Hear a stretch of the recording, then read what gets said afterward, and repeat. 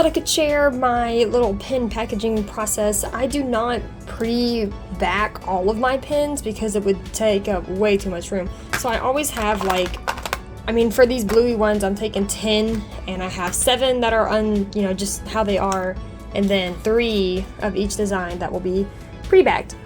But you get one of these babies, like rubber pin back removers, like little sliders. I'm sure you guys have seen these. If you're artists, I know you have seen these.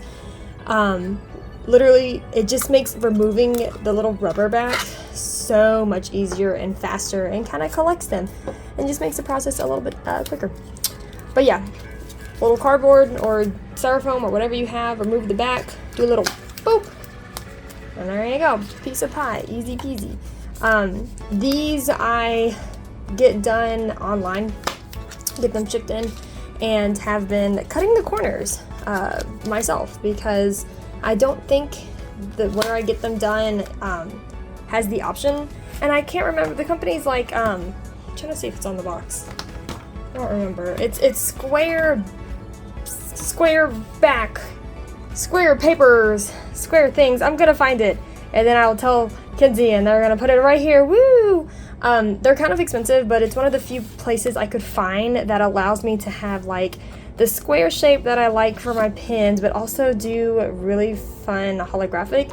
I know this is like a super duper extra cost. They're not cheap. I'm not gonna lie to you guys. I get 100, and it's, I mean, almost $100 when I get them. It's more like closer to 80.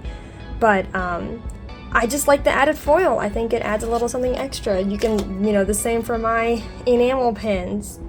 It's just another little extra wow factor.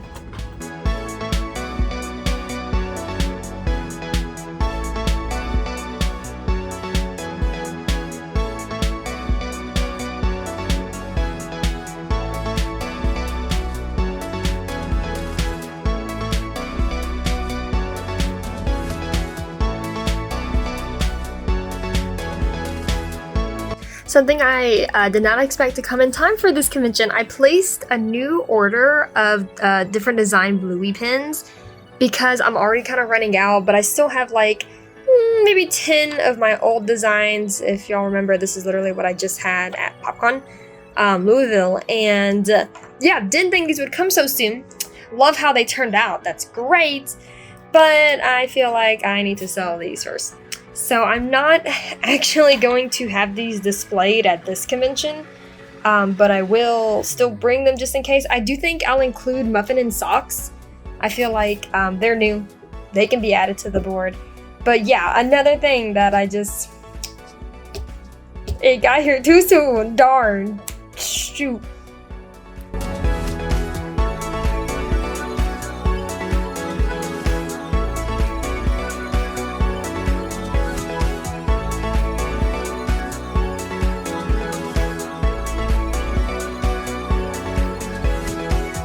MART exhibit hall. As you can now see, we have patrons in the hall. Enjoy your day, enjoy shopping, anime CONBINI MART. There you go. Let's go!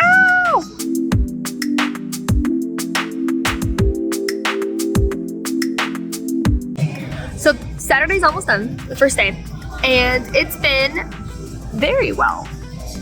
Very well. I'm hoping that y'all can hear me over the sounds.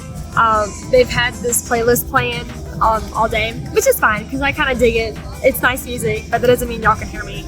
I need to get one of those like little microphones that I can like hold up here and be like. Anyways, I'll share my thoughts more often, but top tier for just like a market, pop-up market type situation, the first one that we've ever done. We've already broken our record for making the most amount in one day, which was held by GalaxyCon Columbus.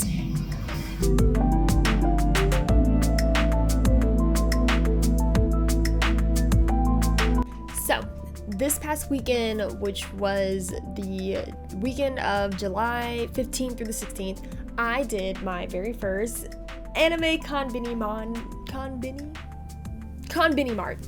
And I thought, I didn't take as much footage as I wish I did, but I still kind of want to share my experience with you guys and kind of let you guys know how it went.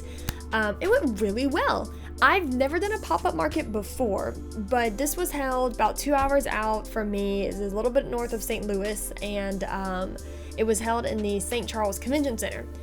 And it was a very nice convention center, really clean floors. We had so much space, around us. It was just great. It was great.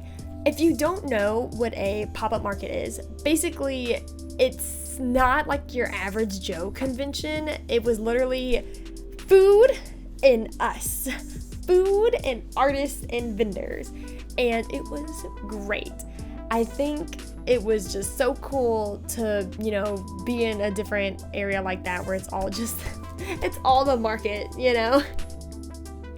I do think that kind of played into it. So again, this was my first time ever doing one of these kind of things, and so I didn't really know what the difference was, what to expect, stuff like that. But I do think it's cool because in a way, at an anime convention and, Comic-Con convention, anything like that, people are paying for parking, tickets, some panels cost money, autographs, all of those things before they even maybe think about the artist alley, which is so valid. I've been there. I love to get my autographs too, but it's something you kind of have to think about, where it seemed like for this market, people came there to spend money on us, like that was their goal. And so it definitely showed in my numbers. This was so far, and granted, I've only been, vending for like 2 years, a year and a half. Don't make me do math right now. I gotta let my cat out. She's at the door. I close the door, watch her claw at it like in 2 seconds. Anyways, so I've only been doing conventions for about, we'll just say a year and a half, right? So I don't have nearly as much experience as a lot of other people do. And that's cool, and that's totally okay. And I will get there. We're going to keep trucking. But basically what I'm saying is that in my few years of experience, and this is not enough, I've heard way higher numbers, as I'm sure a lot of you guys have, but this is just my experience. This was my overall highest grossing sale convention minus GalaxyCon Columbus. GalaxyCon Columbus was also, though, 8 hours away and had a really high table cost, okay? This market didn't. What we ended up doing was driving 2 hours to and from the convention hall every day. And granted, it was only 2 days. It was Saturday and Sunday. Easy peasy, no sweat off our bones. We did an hour each. So we didn't have to have a hotel cost, which was so good because I didn't want to have that because I was, again, unsure. I don't know what to expect for a market, and if it's kind of close to home, why would I get a hotel? I'm glad we didn't. I think that kind of helped with our, sales amounts. But yeah, so the event was great. They had so many other cool vendors there. I got to see a couple friends, which I always like to see. We got to eat some takoyaki. They had the food vendor there had really cool Japanese food. And so Eric got to try some takoyaki and onigiri and, other cool things like that, which is really nice. We also got a vendor discount for our food, which is awesome. Hello. The people there that ran it is the same people that run Anime St. Louis, which I unfortunately didn't get into this year, but if you're in the scene, you understand we don't get into everything, and that's okay, and it's nobody's fault for anything. Maybe you gotta fix your portfolio better. Maybe, they just had too much of the stuff you're selling. I don't know. Either way, I didn't get into Anime St. Louis, which is fine because they reached out and they were like, hey, we're doing this little pop-up market. You want to do it? And I was like, yes, indeed. So it's run by the same people is what I'm getting at. And they do such a good job. Oh my gosh, they do such a good job. They had a really cool Spotify playlist going on the whole time that had some really nice music. And it was really funny, they'd go on the intercom and was saying like, oh, you have this many hours or this much is going on, or it's raining. It's a good time to make them buys. Can't go outside if it's raining. Just really cool. I love the vibes that they had there. It's another thing that I need to pay more attention to the setup, and this is just on me, slap on my wrist. I could have put my print stand on tripod legs. I kept them. You know, in all my vlogs, I talk about how I clamp my print display to like the table. Well, I wanted to put them on tripod legs when I have the space. I just never pay good attention to see if I ever have the space. And so we got there, and then there was so much space behind us, like so much space. I could have definitely put them there and not be in anybody's way, which would have been great. But we clamped them to the table anyways. We need to edit. Like, Eric needs to, he said something about drilling a hole into it. I don't know. I kind of want to figure out a better way to attach it to the table, because while they attach great, they definitely do a little like slant, right? Which is fine when I don't have a lot of prints, but the more prints I get, the more dangerous that becomes. So another thing I need to fix. This was also the first convention that I sold out a lot on. I keep saying convention. The first market that I sold out a lot on. I sold out of so many prints, my little small prints, and a lot of stickers. Now granted, I will say the stickers, part of it was kind of my fault. I went in with not high inventory. I've been waiting for this printer ink to come in for like a week. It's here today. I've been making, you know, more leftover, whatever, making more inventory for stuff, but like, man, and I need it this past weekend. It's fine. So yeah, it was the first time we sold out of so many things. I was really happy to see that. You know, it kind of sucks because you get people that are like, oh no, the evolutions are sold out, blah. And while some people will sell from display, and I normally would, but it depends on the item, because unfortunately, especially for like my stickers, I use double-sided tape to attach them to the display boards, and sometimes I run out of double-sided tape. Like, there's two kinds of double-sided tape.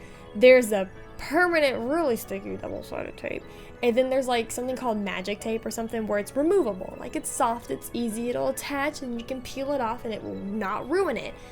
Well, recently I haven't been able to get the nice kind, so I've been doing the permanent kind, which really sucks because anytime I want to move a sticker around, it tears the paper underneath it, and I just haven't had the time to order more display boards, to fix it, to do anything. It's just one of those things you have to keep in mind. So I wouldn't sell the sticker off the display board because I feel like it either ruined the board or it ruined the sticker, and I don't want to give people ruined crap. You know what I'm saying? So overall, yes, the market went super good. Love to see it. I mean, I just love to see it. It was great. I can tell you guys a couple numbers. Our table costs $125. Gas was like $50 is kind of what I averaged in. No hotel, no parking. Nice. I am going to factor in the cost of merchandise this time around, and everyone will have to keep in mind, okay, be patient with me. Cost of merchandise is going to kind of fluctuate because, like, look, I put it up, but like the book that we try to keep track of people's, like, when they buy stuff, we can't always do it on the fly, and so I know we're missing things. And then obviously, like, in my massive inventory with the prices, I don't have all of the things I've been doing myself, right? Like my prints that I've been printing at home now, I haven't figured out how to factor in the cost of the ink and the paper just yet. So I have the cost of merchandise, but it's gonna be like a little bit, could be more, could be less. I don't know, but I want to start including that because like that kind of matters. Like that's something that people definitely should start hearing about and keeping in mind. It's not the break even. I still count in my head. I still go like, okay, the table, the gas, the hotel, this is the break even to make it worth coming out here. But when I look at the overall, like here's how everything cost and everybody, like here's the whole shebang, right? That's when I want to start including the cost of merchandise. So, 125 table, 50 parking, break even for that was 175, and we got that in like the first 2 hours or something. Like that was another thing. A lot of people at this thing. That was great. It was great. It was so good. My cost of merchandise rounds to be about 225, give or take. Again, a little leeway. Okay, I know some of the money particular people are gonna be like, Billy, no, it has to be exact. And I'm gonna be like, I'm so sorry. Yeah, so 225. So that there's those amounts. So there's those amounts. Our sales, and this is after I take out $100. So I've been keeping the same, well, not the same $100, but like I keep $100 in change in my fanny pack, no matter what. I got tired of going to the bank before every convention to get change for money. So what I've been doing is just keeping some of the change that we've made from people and just putting it in my fanny pack. So I take out 100 from all of my sales, and this is with the 100 taken out. But the sales is 1,269. Pretty good, right? Pretty good for two days. 2 days, pretty good. And now we factor out, subtract our table, gas, break even, cost merchandise. Take all of that out of that amount, and it seems like our profit for this market is $1,000 and like $44, $1,044. Still bad at pronouncing big numbers, but I digress. I take it as a W. Is it like amazing? Well, no, but it's better than other things we've been to, and it's still something I'm very proud of, and we're growing, and I think that's really cool, and I like to share that with y'all, and we can grow together. Anyways, so yeah, closing thoughts. Market, cool. Try to do pop-up markets. They're nice. Good luck. Bye.